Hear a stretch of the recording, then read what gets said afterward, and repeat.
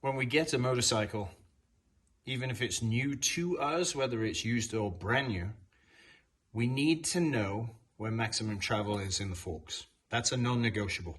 We have to understand what that is, and then we have to mark it. You can do this by yourself, or if you have a motorcycle like the Bandit, which has a center stand, you can put it on the center stand, have somebody push down on the back of the bike, and the front forks will fully extend themselves, which makes life pretty easy. But now you need someone else. So you may have good buddies and you may get 4 or 5 bikes together and do it all at the same time, which is the best way to do it. What you'll need is year, make, model, and specifications. It will give you fork travel, or it will give you front wheel travel. That could be in inches and or millimeters. So you'll need to do the conversion based on the measuring metric that you use. Now in our case, because I'm going to do this by myself, my left hand is going to go up onto the throttle tube and push, but I'm pushing the bike against the kickstand or side stand. So I have triangular leverage where I can literally extend it. So if I do it gently,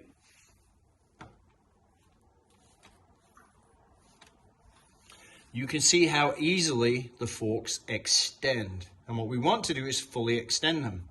You don't have to pick the front wheel off the floor. It's pretty obvious when you reach maximum, it stops. You will feel it. So at that point, we need to take the tape measure because these are telescopic forks. We need to go from the bottom of the lower triple clamp up in here, all the way down to the rubber dust seal. And that will give us a number. So let's do that. Extend, bottom of the lower triple to the dust seal is 130 millimeters. That's my measuring metric for today. Now, when you look and read up on what your travel is, my research on this bike says 120 millimeters of travel. Well, if I fully extend the forks and get 130 millimeters, then 10 millimeters down from that lower triple clamp is going to be my mechanical bottom out. Because at 120 millimeters of travel, this leg cannot go any further this direction. It's a hard mechanical stop.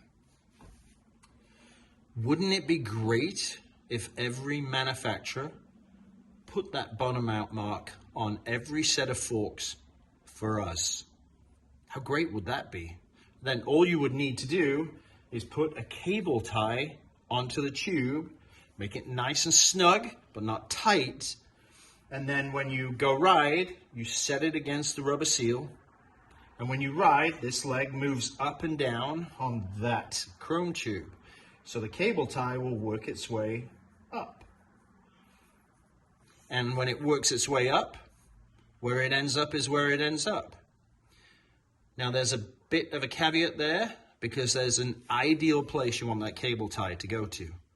For those that are a little lazier, not so data-driven, you're going to be looking for a visual between the bottom out mark and the forks like this, a 3/4 subjective look. Yeah, that seems about 3/4. Very easy to see when you look at the overall picture. For those more data-driven, you want to be somewhere between 15 to 25 millimeters. So roughly 3/4 of an inch to an inch. Before bottom out, when you ride your pace, your roads, and you're consistent.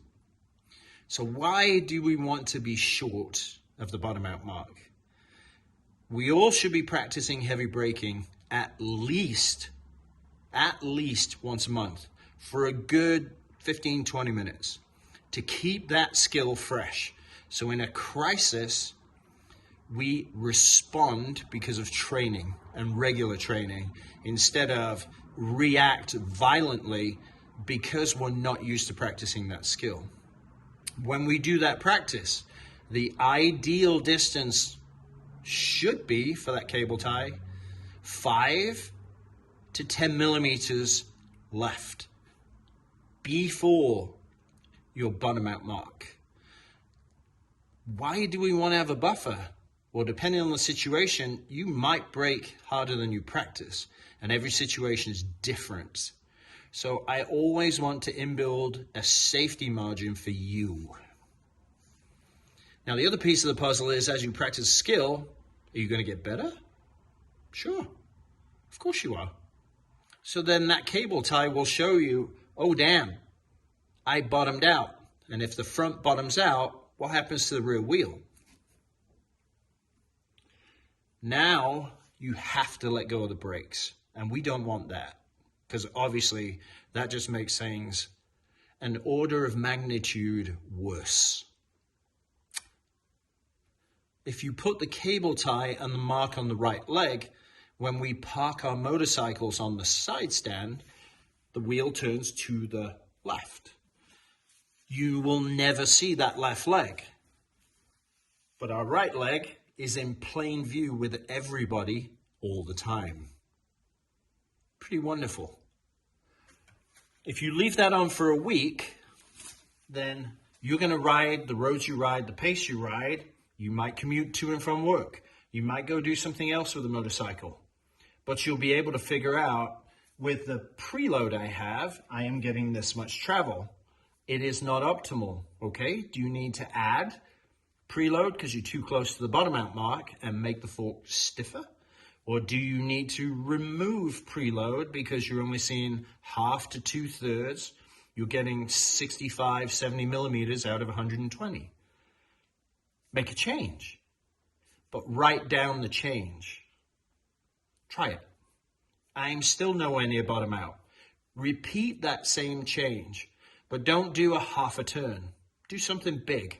Go 3.5 turns. Make a big change.